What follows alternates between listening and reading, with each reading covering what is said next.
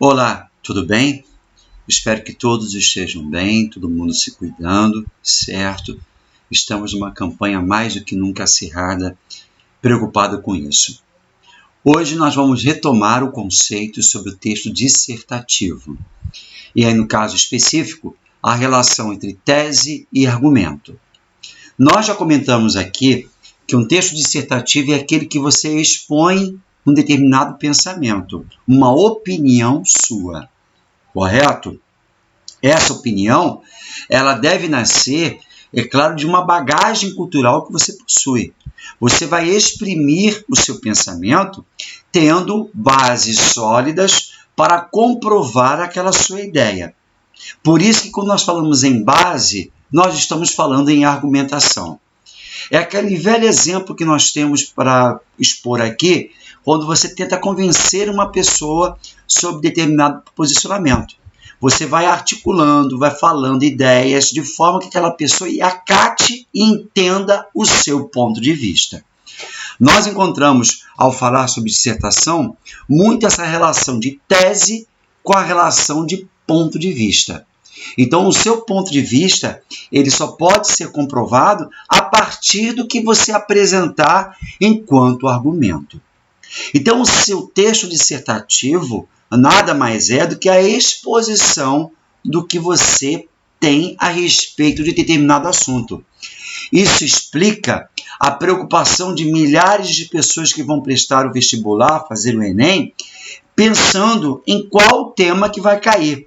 E a partir dali vou procurar ler sobre. Correto?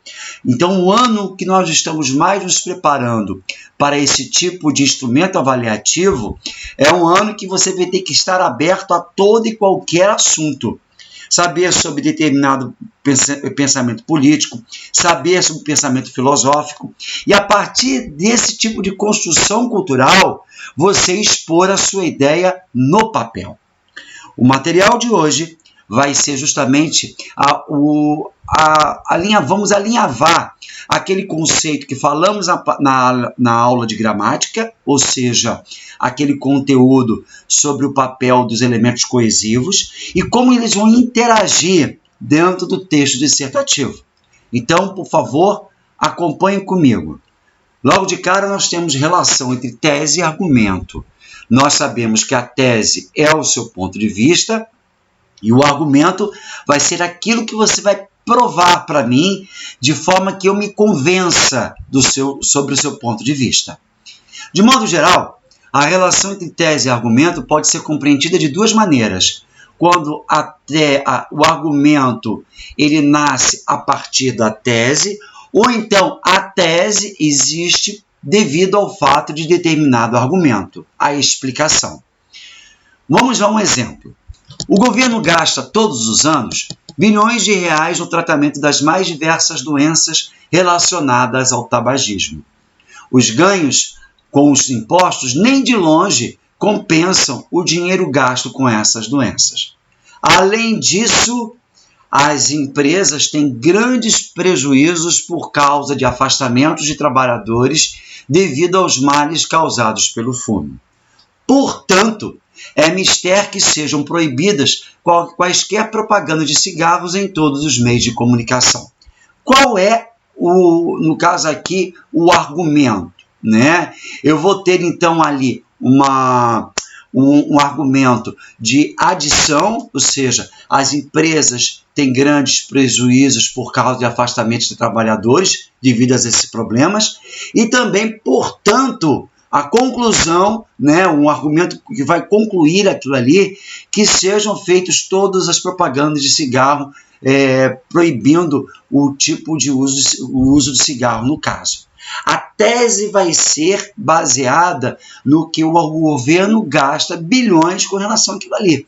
Então, a gente vai ter como tese fundamental, né, o governo gastando milhões no tratamento das mais diversas doenças relacionadas ao tabagismo, e como se não bastasse disso, né, as empresas por si só têm prejuízos por conta do afastamento dos empregados e portanto, tem que ser construídas propagandas de cigarro, certo? Então, a construção aqui muito clara.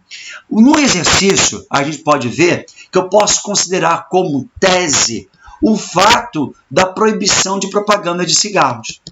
E aí, como que eu posso fazer isso para deixar bem claro? Eu citar essa possibilidade logo no início, quando fala assim, o governo deve imediatamente proibir toda e qualquer forma de propaganda de cigarro. Pronto, essa é a tese. E por quê? Por conta disso, disso e aquilo. Se você reparar muito bem, nesses dois tipos de construção, a gente percebe que o segundo elemento de construção ele é muito mais confortável, né? Porque eu tenho uma tese definida, e aí no caso nós estamos falando de uma estrutura.